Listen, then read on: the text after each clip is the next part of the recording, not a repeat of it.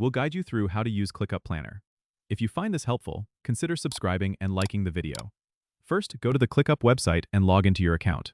Once you're in, you'll find yourself on the home dashboard.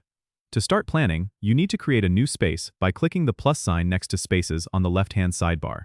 Name your space something relevant to what you're planning, like Project X or personal tasks, and choose a color to easily identify it. After creating the space, click on it to open the space view. Here, you can add a list by selecting the Add List button. Name your list according to the tasks you plan to organize, such as to-do or weekly goals. Once you've created a list, you can start adding tasks by clicking the New Task button. Enter a task name, set a due date, and assign it to a team member if needed.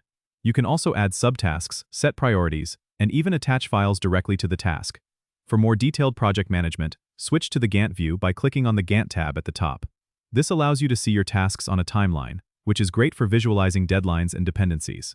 To keep track of your time, use the built-in time tracking feature by starting the timer on a task when you begin working. This helps in assessing how much time you're spending on different activities. Remember to regularly update your task's progress by marking them as complete once you're done. This keeps your planner organized and up to date.